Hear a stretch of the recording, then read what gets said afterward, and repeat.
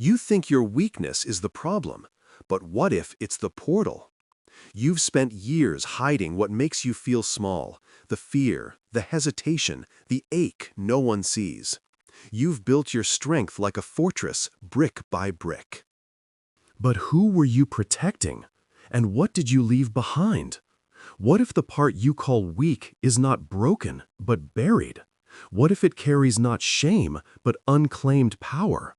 What if your exhaustion isn't because you're too sensitive, but because you've been at war with your sensitivity for too long? Nietzsche never asked you to eliminate weakness. He demanded that you face it, that you name it. That you drag it from the corner of your psyche and bring it into the light, not with fear, but with fury. And Jung, he warned you, what you repress becomes your fate. What you exile returns as shadow. What you deny in yourself, you will meet in others again and again until you wake up. So ask yourself, what part of you did you bury to survive? Whose voice called you weak, and why did you believe them? And what would happen if for 23 minutes you stopped performing and started listening? Because this isn't about fixing what's wrong with you. It's about recovering what you abandoned. And that, finally, is how weakness becomes power. You were raised to kill your weakness, not to understand it. You were told to silence the tremble in your voice, the crack in your heart, the tear that rose too soon. Be strong, they said. But what they meant was hide better. Smile more. Don't show what could be used against you. And so you did. You pushed softness underground. You swallowed pain with pride. You traded vulnerability for performance.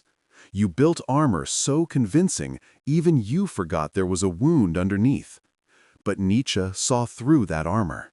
He didn't tell you to run from weakness. He asked you to confront it, to see it as a teacher, not an enemy, to descend into the chaos of yourself and come back with a deeper strength, not the strength of control, but the strength of integration. And Jung, he whispered, the same truth. What you reject within becomes the tyrant without. The more you exile the parts of you that feel fragile, emotional, tender, the more you will see those traits as threats in others. The result? You lash out. You withdraw. You dominate. Not because you're cruel, but because you're still ashamed. So ask yourself now, what were you punished for feeling? What did you learn to hide in order to be accepted? When did strength become a mask instead of a state of wholeness? You've been told that strength means never breaking. But the real strength Nietzsche spoke of, it's found in the one who has broken and remained present. In the one who didn't amputate their pain, but turned it into wisdom. This is not about erasing your weakness in 23 minutes. It's about facing it without flinching. Because you cannot transmute what you still resent. And until you bring compassion to the part you once buried, it will keep running your life from the shadows. So the question is no longer, how do I stop being weak? The question is, are you finally ready to become whole? Jungian theoretical foundations. You call it weakness, but what if it's the part of your soul still waiting to be remembered? Carl Jung never saw weakness as something to be eliminated. He saw it as the gateway, the place where your ego cracks just enough for something deeper to emerge. What you label as weakness is often just the part of you that never got a name, never got protection, never got the right to exist. And in that denial, it became your shadow. 1. The shadow. What you reject, you become owned by. Jung taught that every human being carries a shadow, the sum of all you repress, deny, or disown. But the shadow doesn't disappear just because you ignore it. It waits, and it grows stronger in secrecy. When you shame your softness, it becomes rage. When you bury your need, it becomes manipulation. When you hide your fear, it becomes control. So ask yourself, what part of you are you most afraid others will see? What do you attack in others because it reminds you of you? When did you first learn that tenderness meant danger? You cannot become whole by amputating what hurts. The more you run from your weakness, the more it defines you. You become reactive, defensive, cruel, not because you are those things, but because you are terrified of being exposed. But exposure is not humiliation, it's revelation. And weakness is not failure, it's invitation. 2. The persona. Your mask is not your identity. Jung called the persona the social mask you wear to survive, the version of you shaped by what the world rewards. You smile, you perform, you succeed. But deep down, you're exhausted, because the mask is not who you are. It's who you had to become. You act unbothered, but your stomach knots at the smallest rejection. You act confident, but your heart races before every conversation. You act in control, but your dreams betray the chaos within. This performance isn't power, it's a prison. And the longer you wear the mask, the more it costs you. You lose authenticity. You lose connection. You lose access to your inner world. So ask, who would I be if I stopped performing strength? What truth am I hiding behind my success? What version of me did I abandon to gain approval? Nietzsche warned, "He who despises himself still respects himself as one who despises." You can't outrun what you've repressed. The mask will crack. The real will leak through. The question is, will you wait until it breaks you? Or will you take it off piece by piece with courage? The complex old wounds still running the show, Jung also explored complexes, emotional knots formed in childhood, then reactivated in adulthood. Every time you were told you were too sensitive, too needy, too weak, a complex formed. And now, decades later, that same voice lives inside you. You beat yourself up before anyone else can.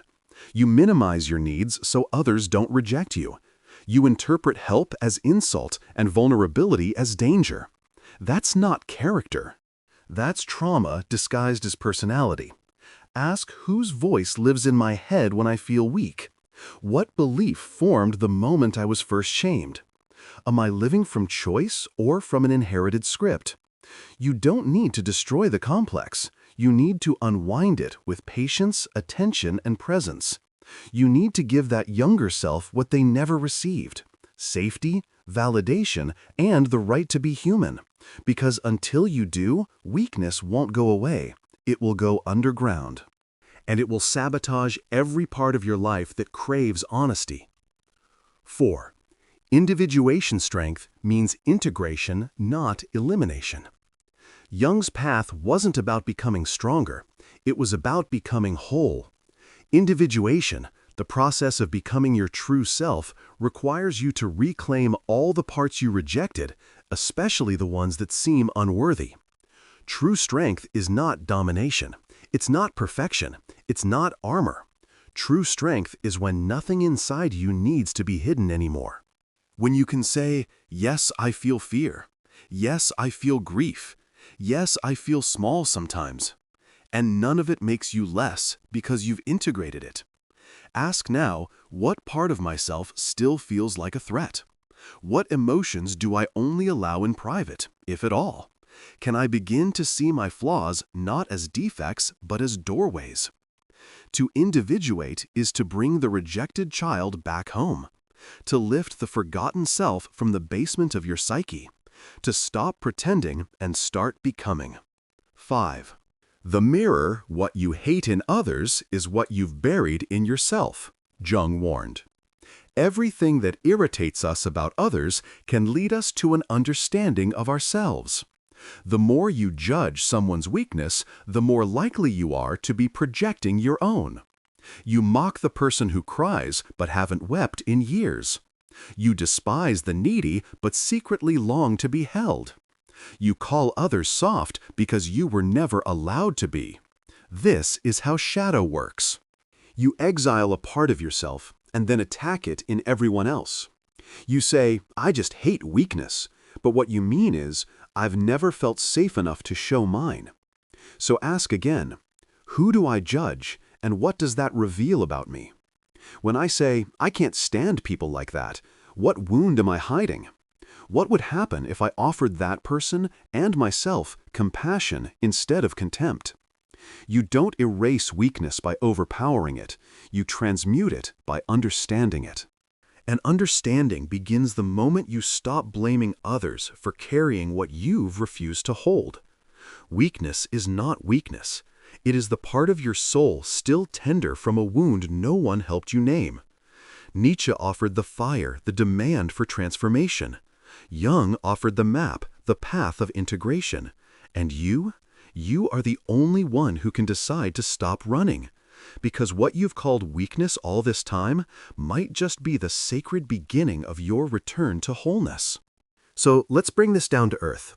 You read all this and nod, but until you see it in yourself, in someone else, in a lived moment, it stays philosophy.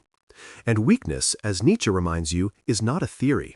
It's a trembling in the voice, a silence after a cruel word, a smile stretched too wide to hide the panic underneath. So now ask, where does this live in real life? What does it actually look like when someone is ruled by what they refuse to feel? Let's begin. 1. The overachiever who can't rest. You know this one. Maybe you are this one. The one who never slows down, who fills every calendar square, checks every box, leads every meeting, sets every goal. From the outside, admirable, productive, reliable. But stay close long enough and you'll feel it. The emptiness under the efficiency, the tightness in their jaw when plans change, the low-grade panic when they're not in control. Because it's not ambition driving them, it's fear. Fear of stillness. Fear of failure. Fear of being seen as ordinary. So ask, who are they trying to impress and why? What will happen if they stop proving? What pain might catch up with them if they slow down? This is not strength, it's compensation.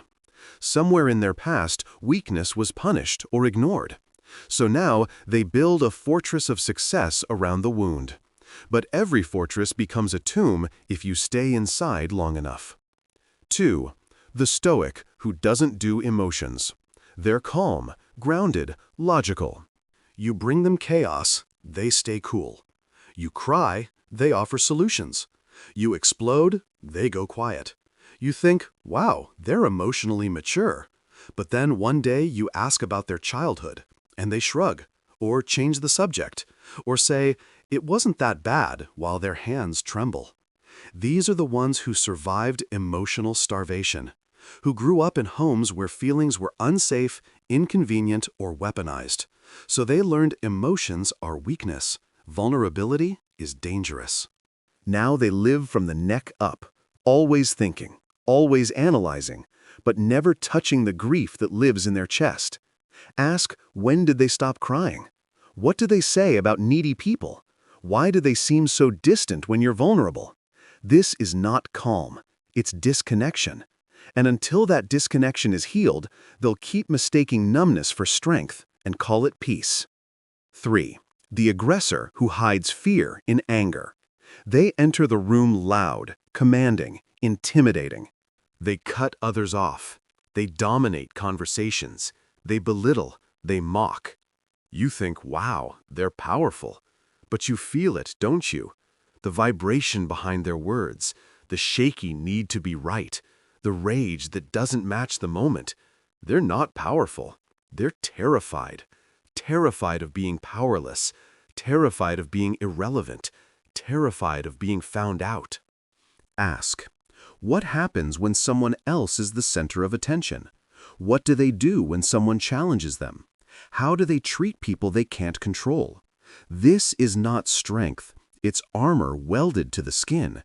And under that armor, a child who once felt invisible, now screaming to be respected, even if it means being feared. 4. The pleaser, who smiles through betrayal. You've met them. They say yes before you finish the question. They smile even when they're hurting. They take care of everyone and ask for nothing. At first, you admire their kindness, their generosity, their grace. But then you realize they're exhausted, resentful, unseen. And they won't admit it. because admitting it would make them selfish, and selfish to them is the dirtiest word of all. Ask, what do they fear will happen if they say no? Who taught them that love must be earned? What part of them has never been allowed to take up space? This is not kindness. It's appeasement. It's a survival strategy born from a childhood where love was conditional, where being good was the only way to stay safe. So they became good, too good, and now they disappear in the name of harmony. But disappearing isn't love. It's abandonment dressed up in smiles. 5. When you read this and feel exposed, maybe the hardest example to face is your own. Maybe you saw yourself in all of them. Maybe just one.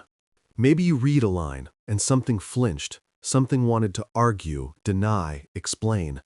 That's the part. The one that's not weak but still hurting. The one that doesn't need to be erased, just integrated. So ask now, where do I pretend to be okay when I'm not?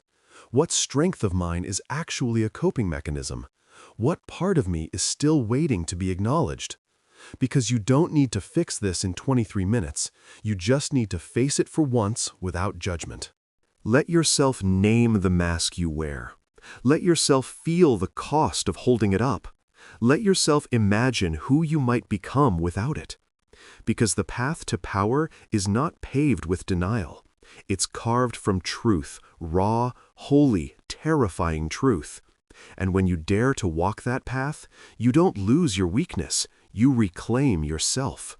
Weakness, as you've been taught to define it, doesn't just exist inside you. It forms. It has architecture, a blueprint. A sequence of events, emotional betrayals, and unconscious strategies that shape how you hide, perform, overcompensate, or shut down.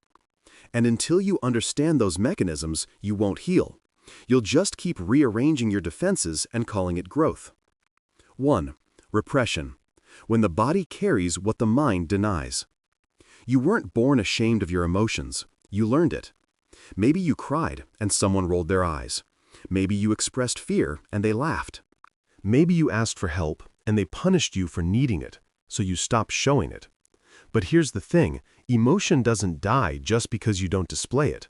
It gets pushed inward into the nervous system, the posture, the breath. You get tight, you get numb, you get strong. And everyone says you're doing great, but inside, you're brittle. Ask, what emotion did I stop expressing to be accepted? What does my body do when I get close to that emotion now? Have I confused repression with maturity? Repression is not resilience. It's an emotional debt. And one day it collects through breakdowns, anxiety, chronic fatigue, or anger that makes no sense.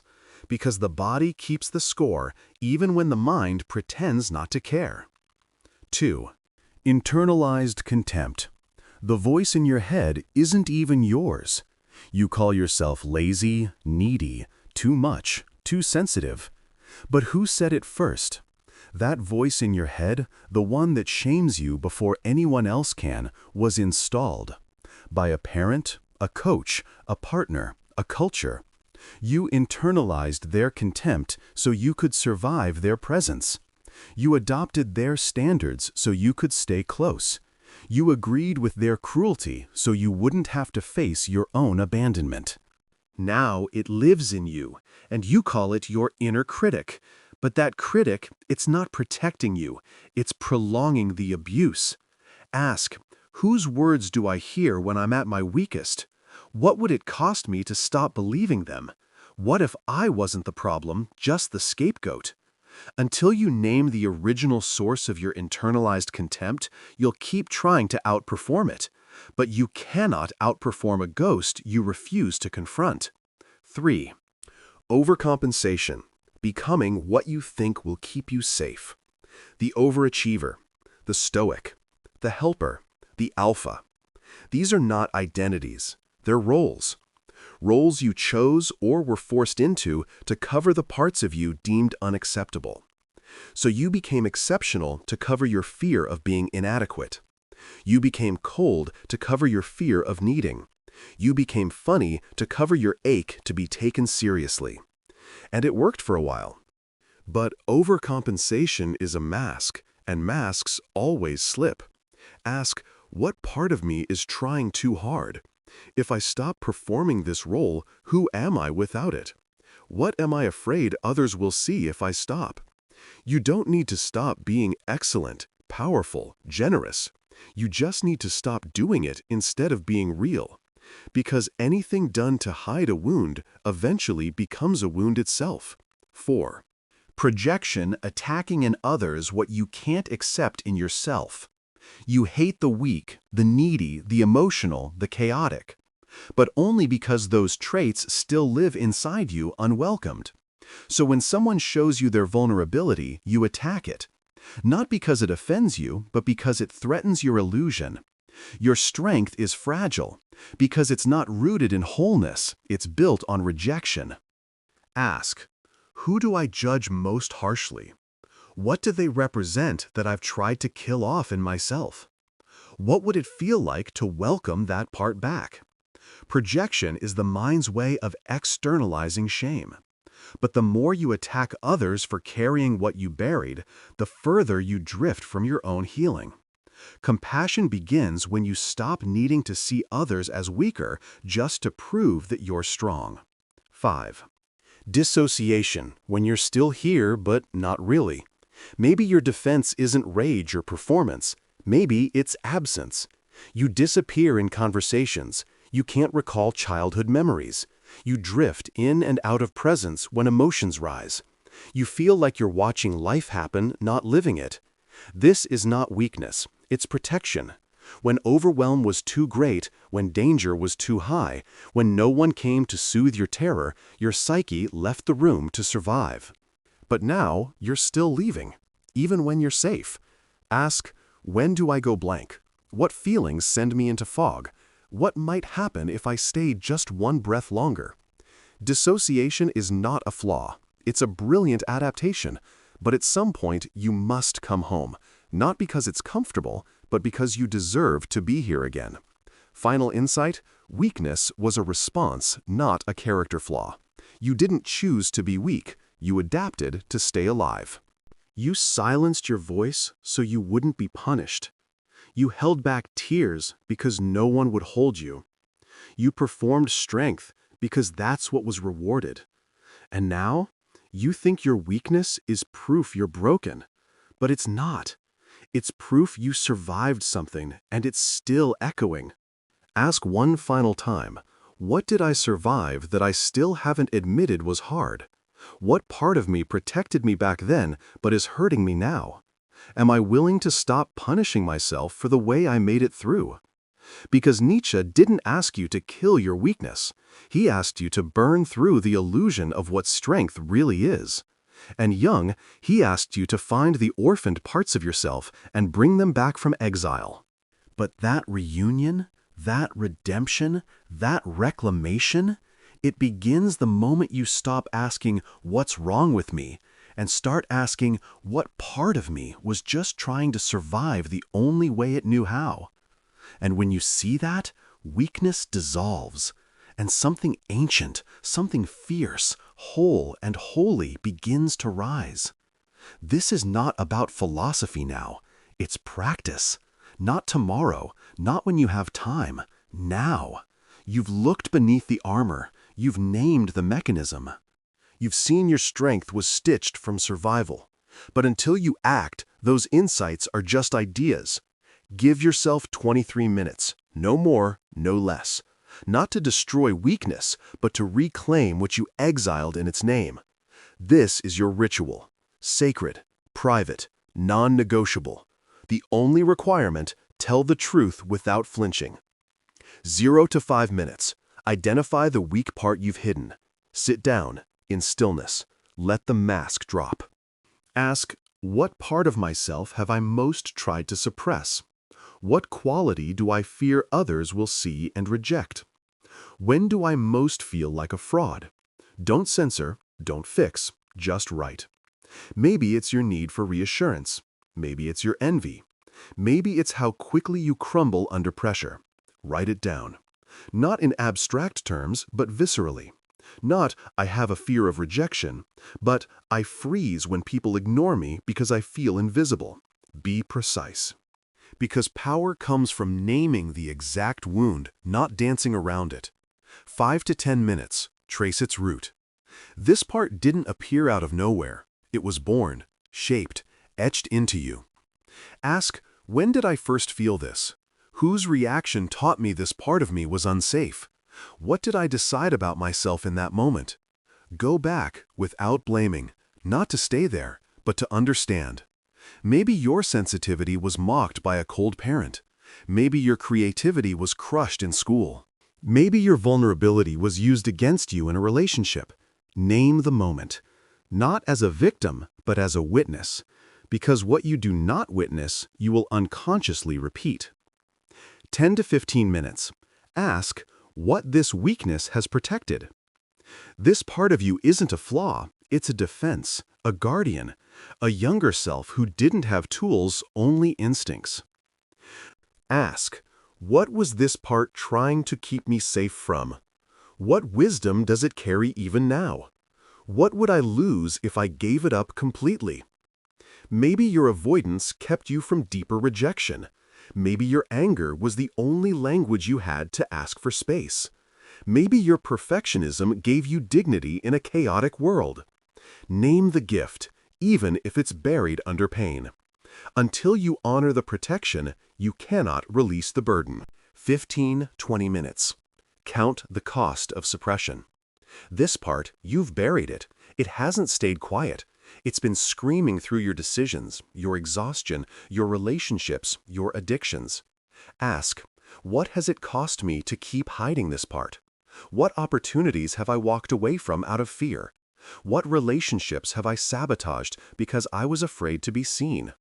Write the symptoms of suppression, the migraines, the late-night anxiety spirals, the anger you don't understand. The way you apologize for existing. Don't dramatize, but don't deny. Until you feel the cost, you won't commit to the change. 20 to 23 minutes. Reclaim through defiant action. Now comes the turning point. Choose one small act today that reclaims this part. Not a grand performance, a signal, a way of saying, I see you now. You're allowed back. Examples. Tell someone you trust about what you wrote, even a small part. Post something that makes you feel exposed and leave it up. Set a boundary you've never dared to set. Wear something that expresses who you really are, not who you're supposed to be. Cry without apologizing. Say no. Say yes. Speak. Sit still. Walk away. Stay present. Ask, what would it look like if I stopped hiding this part for just 1 hour? What action, if taken today, would break the pattern? Then take it, not to prove anything, but to remember. Final integration. Life like nothing inside you is shameful. After the 23 minutes are up, you are not done. You've only started. Because this is not about erasing your weakness. It's about becoming someone who no longer calls it that. So now return to your life, but differently. When you feel the old pattern, pause. When shame rises, breathe and ask, whose voice is this? When the impulse to disappear returns, stay. Stay with the trembling. Stay with the ache. Stay with the part of you that once needed to hide and say, you're safe now. You belong. Because Nietzsche didn't promise comfort. He offered confrontation. And Jung didn't give you answers. He gave you mirrors. The rest is yours. Ask again. Am I living as a persona or a person? Am I still outsourcing my worth to someone else's approval? Am I ready to walk into the world undefended? Not because I'm bulletproof, but because I'm finally whole? Then go. With all your fragments gathered, with all your truths held, with nothing left to prove and everything left to become. You were never broken. You were split. Split into fragments you had to hide just to be loved. Split into roles you had to perform just to survive. Split into strong and weak, acceptable and shameful, me and not me. But those splits, they were never the truth. They were strategies.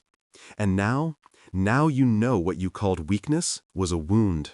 What you called flaw was a defense. What you exiled was sacred. So ask yourself with honesty, what part of me am I still afraid to reclaim? What identity am I clinging to just to feel safe? Who would I be without the performance? What becomes possible when I stop calling softness a sin? The world doesn't need another armored persona. It doesn't need more projection, more denial, more fake strength. It needs people who've walked through the fire of their own illusion and come out whole. It needs you, but not the you who's still shrinking for approval, not the you who's still mistaking perfection for power. The real you, the integrated you. So take the mirror Nietzsche handed you, take the map Jung laid at your feet, and ask one last time, am I ready to stop hiding, not just from the world, but from myself? Because 23 minutes can't erase your weakness. But they can end your exile. And from that place, honest, awake human, you don't need to erase anything. You just need to come home. Go. Live as someone who knows nothing inside you is shameful, only sacred, if you're willing to see it.